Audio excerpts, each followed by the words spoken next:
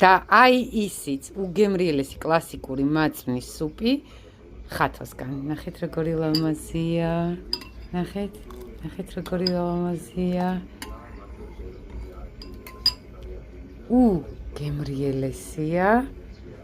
მოამზადეთ ამ რეცეპტით და ისი ამოვნეთ. მიყვარხართ.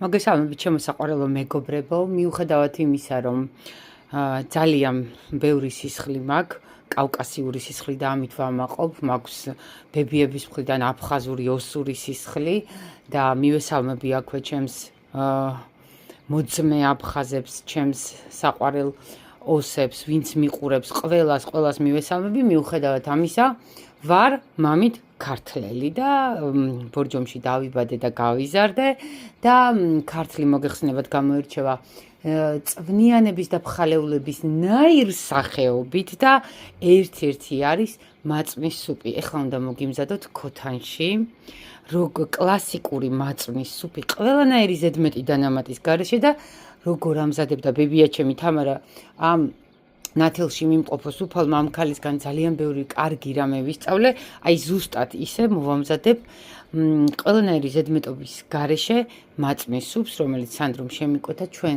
ძალიან გვიყვარს ოჯახში და ამისთვის დაგჭირდება ხახვი 2 თავი, 2 სუფრის კოზი არასავსე ფქვილი, 2 კარგი სახლის მაწონი, 2 კვერცხის გული, ცილა არ გვინდა, მარილი, კამა დამჭირდება და ჩემი მომზადებული პიტნა. ზაფხულში რომ მოვამზადე, გახსოვთ თქვენ, აუცილებლად უნდა და ეხა წვრილად დავჭრი ხალხს და დანარჩენს ყველაფერს გაჩვენებთ როგორ მოვამზადე. მზადდება ძალიან მარტივად, არის სასარგებლო და გემრიელესი. არანაირ ბრინჯს არ უმატებ, არაფერს სხვა დანამატს არ უკეთებ, ეს არის კლასიკური ქართლული მაწვნის სუპი და აი მოვამზადებ თქვენთან ერთად. ჩემი ჯადოსნური დანის მეშვეობით, რომელიც ასევე ბორჯომში ვიყიდე, კონციალახიც რო ეძახიან ბაზართან, იქ ერთმა კარგმა ადამიანმა მოკვიდა და ბორჯომშიც დავიტოვე და წამში დავჭერი 2 ცალი ვიყიდე. იქ ხიძე რო გადადიხარ და უკვე ფაფის გაჩერებასთან იგზის ხოლმე ეს ადამიანი და სასწაული დანა და ძალიან წვრილად დავკეპე ხახვი და აუცილებლად უნდა მოვდაღო ნაღების კარაქში, ანუ კარაქი უნდა ნატურალური, არანაირი ზეთი მაწვნის სუპს არ გააკეთო და ქოთანში ახლა მოვდაღავ შევარდის ფრამდე და გაჩვენებთ დანარჩენს რას გავაკეთე. ამ ქოცნებზე ვგიჟდები ლილოში ვიყიდე და ისეთი პრაქტიკული, ეს არის ყველაზე პატარა ზომა და ნახეთ, ჩავაგდე კარაქი სადღაც 150 გრამი, იმიტომ რომ მაწონი 2 მაწვნისგან უნდა გავაკეთო, ანუ ლიტრი და კიდე წყლის დამატება დაჭირდება და ნახეთ, ახლა კარგად ჩაიდაღება ოქროსფრად და მერე გავაგრძელებ ჩემი მაწვნის სუპის მომზადებას. წვნიანის უბრალოდ სანდრო რიყოს გამისწორებდა. აი ესე ჩაიდაღა ნელ-ნელა უკვე ფერით შეიცვალა. და აი ოდნავ ფერს რომ მიიღებს ოქროსფერ ფერს, უკვე დავამატებ ფქვილს მაწონს, ანუ მაწონში გახსნი ფქვილს, ადუღებული წყალით მომზადებული მექნება და 2 კვერცხის გულს. ძალიან მარტივად მზადდება უცებ. აი უცებ რო გინდათ კერძი მოამზადოთ წვნიანი, ძალიან სასარგებლო, ძალიან გემრიელი, აი უცებ მზადდება. არავითარ შემთხვევაში არ უნდა ნიური მაწვნის სუპს.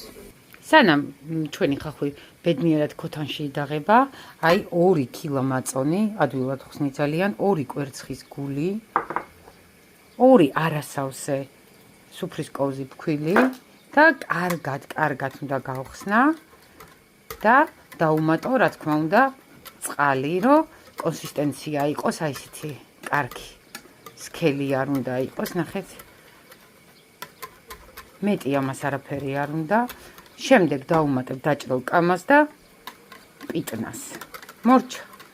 კარგად უნდა იყოს ეს გახსნილი, წყალსაც დავუმატებ, ხა დაჭირდება ამას 1 ლიტრი წყალი, დავუმატებ აქვე და მერე ჩავასხო. ნახეთ რა კარგად და მარტივად გაიხსნა.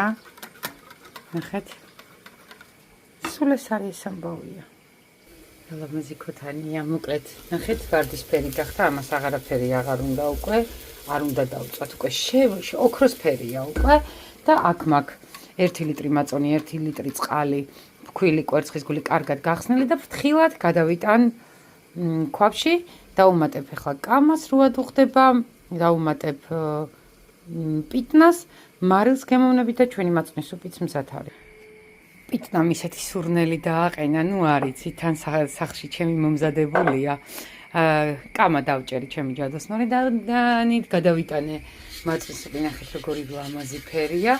ასე ურევ, იმიტომ რომ ფქვილია. ეხლა ადუღდება თუ არა, ზუსტად 2 წამი უნდა რომ ფქვილი წამოიხარშოს. გავუკეთებ მარილს გემოვნებით, პიტნას და კამას და მაწვნის სუპიც მზად არის და გაჩვენებთ რო ამოვიღებთ როგორი იქნება. ადუღდა უკვე ჩვენი მაწვნის სუპი, მანამდე გავუკეთე რა თქმა უნდა პიტნა და ნახეთ როგორ გამოიყურება. ნახეთ. ამას აღარაფერი აღარ უნდა. ეხლა მე დავუმატებ აუცილებლად კამას.